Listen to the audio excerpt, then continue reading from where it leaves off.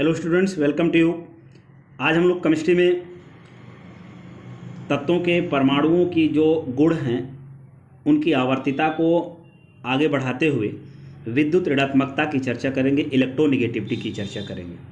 देखिए स्टूडेंट्स, हम लोग इसके पहले तत्वों के गुणों की आवर्तिता को पढ़ना शुरू किया है और जो भी तत्वों के गुण हैं वो उनकी आवर्तिता अर्थात वो वर्ग में ऊपर से नीचे चलने पर या आवर्त में बाएं से दाएं चलने पर वो घटती हैं या बढ़ती हैं और उसमें कौन कौन से अपवाद हैं, इनकी चर्चा हम लोग पीछे वीडियो सेशन में कर चुके हैं।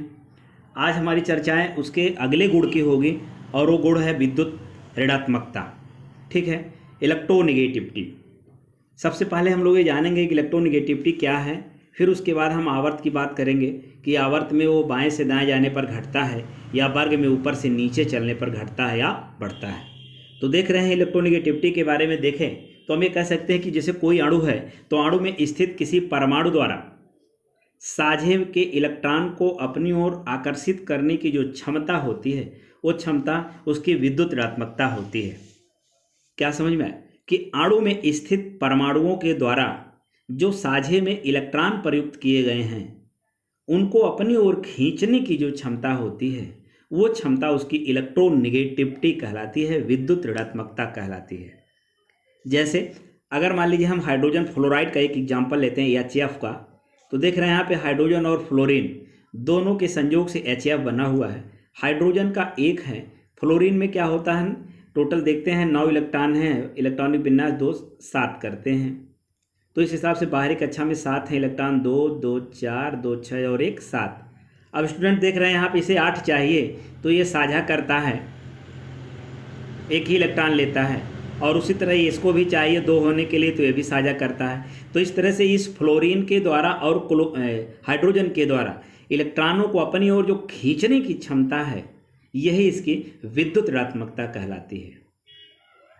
ठीक, अब देखिए इलेक्ट्रॉन को खींचने के लिए क्या होता है, चूंकि नाभिक के चारों ओर इलेक्ट्रॉन होते हैं और नाभिक और इसके बाहर जो इलेक्ट्रॉन है इनके बीच में आकर्षण बल भी काम करता है। तो इलेक्ट्रोनिगेटिविटी अगर हम इन दोनों की बात करें H और F की किसकी ज़्यादा होगी, तो जाहिर सी बात है F की ज़्यादा होगी, क्योंकि ये हाइड्रोजन है, इसमें एक ही इलेक्ट्रॉन है, बिल्कुल नाभिक के एकदम सटे हुए, आकर्षण बल बहुत ज़्यादा है।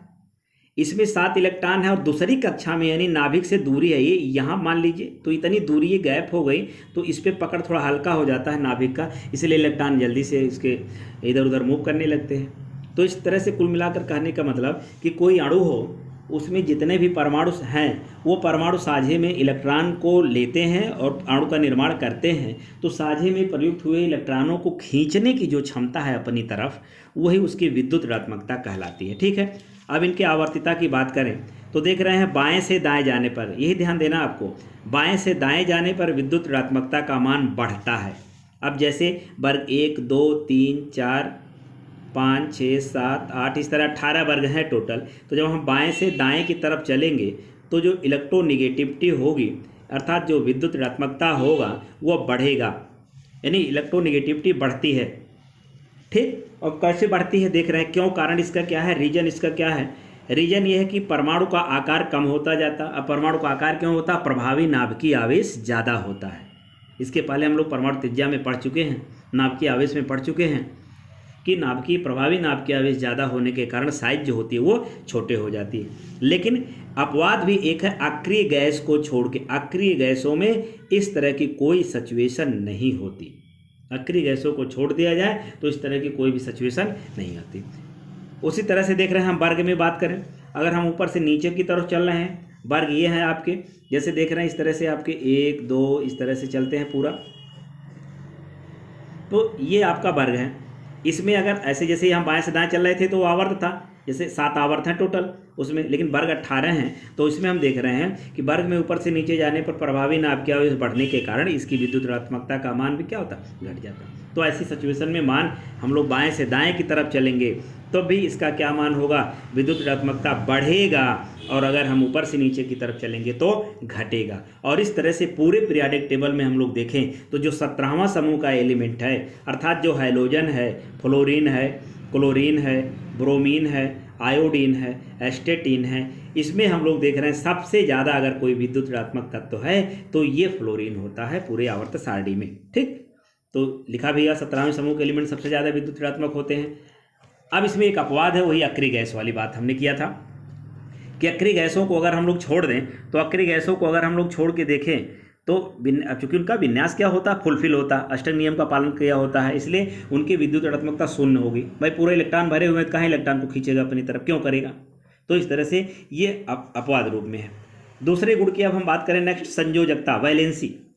देखिए संयोजकता का मतलब होता है संयोग करने की क्षमता। एक तत्व जब दूसरे तत्व के साथ जुड़ता है, एक परमाणु दूसरे परमाणु के साथ जुड़ता है, किसी यौगिक का अणु का निर्माण करता है, तो वो क्या करता है कि अपने इलेक्ट्रॉनों के लेन देन से या इलेक्ट्रॉनों के साझे से एक तत्व दूसरे तत्व के साथ जुड़ता है, उनके बीच में एक बॉन्ड बनता है जिसे हम लोग केमिकल बॉन्ड के नाम से जानते हैं। इसके बाद के चैप्टर में हम लोग शुरू करेंगे नेक्स्ट डे पे। तो इस तरह से उनके बीच में जो बॉन्ड बन जाता है, तो जितने इलेक्ट्रॉनों का संयोग होता है, जितने इलेक्ट्रॉनों की ट्रांसफ़र होते हैं या जितने इलेक्ट्रॉनों का लेन देन होता है जिससे बॉन्ड बनता है, तो वो जो है उसकी वैलेंसी या संयोजकता कहलाती है। अगर हम डेफिनेशन के रूप में इसको देखना चाहें तो कह सकते हैं कि संयोग करने की क्षमता ही उस तत्व की संयोजकता कहलाती है। तो संयोग करने की तत्व की संयोग करने की क्षमता है उसकी संयोजकता कहलाती है। तो इस तरह से हम देख रहे हैं कि सामान्यतः अगर देखें किसी आवर्त सारणी में, तो बाएं से अगर हम दाएं चल रहे हैं तो ऑक्सीजन के सापेक्ष जो भी तत्वों की संयोजकता उनकी क्रमशः क्या होती, बढ़ती जाती है। तो इस तरह से संयोजकता पता चल गया। संयोजकता क्या है? वैलेंसी, संयोग करने की क्षमता ही संयोजकता कहलाती है। ओके, अब नेक्स्ट देख रहे हैं इनकी धातुओं और अधातुओं की क्रियाशीलता, अभिक्रियाशीलता, यानी reactivity in metals and non metals. इसमें देख रहे हैं क्या हो रहा है कि धातुओं की क्रियाशीलता जो है उतनी ही अधिक होती है जितनी उनकी धन विद्युतीय लक्षण अधिक होता है। अगर हम, चूँकि तत्व हैं भाई, और तत्वों को बांटा गया है किस में?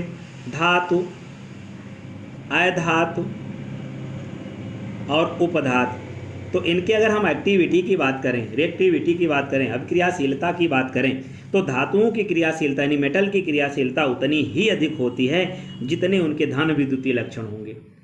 जैसे अगर मान लीजिए सोडियम धातु है, मैग्नीशियम धातु है, दोनों की बात करें तो सोडियम की धन विद्युती 1 है, मैग्नीशियम में कितना होता है? 2 पॉजिटिव होता है। तो इस तरह से इन दोनों की तुलना में अगर ज़्यादा क्रियाशील धातु हम देखेंगे तो मैग्नीशियम है। अब आप समझ गए होंगे कि अब क्रियाशीलता क्या है धातुओं की, उतनी ही अधिक होगी जितनी उनकी धन विद्युतीय लक्षण अधिक होंगे। तो धन इस पर ज़्यादा। अब यहीं अगर हम लोहे की बात कर लें तो लोहे में हम कभी कभी देखते हैं एफ आई पर 3 पॉजिटिव होता है, कहीं कहीं एफ आई पर 2 पॉजिटिव, यानी फेरस और फेरिक के सिचुएशन में आती है। तो अगर इनकी तुलना 3 से कर रहे हैं तो इनसे ज़्यादा इसकी अब क्रियाशीलता होगी। तो कुल मिला के कहने मतलब क्या है कि धातुओं की जो क्रियाशीलता है वो उतनी ही ज़्यादा होगी जितना उनके धन विद्युतीय लक्षण होंगे। अधातुओं पे बात करते हैं नॉन मेटल की। देखिए नॉन मेटल जो होते हैं धातु की क्रियाशीलता उनके इलेक्ट्रॉन ग्रहण करने की प्रवृत्ति पर डिपेंड करती है। जो अधातु हैं, जैसे मान लीजिए नाइट्रोजन है, जैसे मान लीजिए फास्फोरस है, जैसे मान लीजिए इधर हम लिख चलें सल्फर है, इस तरह से कार्बन है, तो ये जो अधातु हैं इनको हम देख रहे हैं तो इनके इलेक्ट्रॉन गेन करने की क्षमता पर डिपेंड करता है इनकी अभिक्रियाशीलता। कितने इलेक्ट्रॉन ये लेने के कगार पे हैं, कितने इलेक्ट्रॉन की नहीं आवश्यकता है, वही उनकी अभिक्रियाशीलता मानी जाती है। अगर इलेक्ट्रॉन कम लेंगे उनकी क्रियाशीलता ज़्यादा, जल्दी से लेकर के एक्टिव हो जाएंगे, अणुओं का निर्माण कर लेंगे, यौगिक का निर्माण कर लेंगे। तो उनकी क्रियाशीलता जो होती है डिपेंड करती है इलेक्ट्रॉनों के ग्रहण के ऊपर। ठीक, अब सबसे लास्ट इस चैप्टर में हम लोग अपचायक और आक्सीकारक गुण की बात करेंगे। अपचायक और आक्सीकारक में हम लोग क्या देख रहे हैं, फिर वही वर्ग और आवर्त की ही बात करेंगे, क्योंकि हम आवर्तिता पढ़ रहे हैं, पीरियडिसिटी पढ़ रहे हैं। तो देख रहे हैं कि आवर्त में अगर हम बाएं से दाएं चल रहे हैं, कहाँ चल रहे हैं? बाएं से दाएं।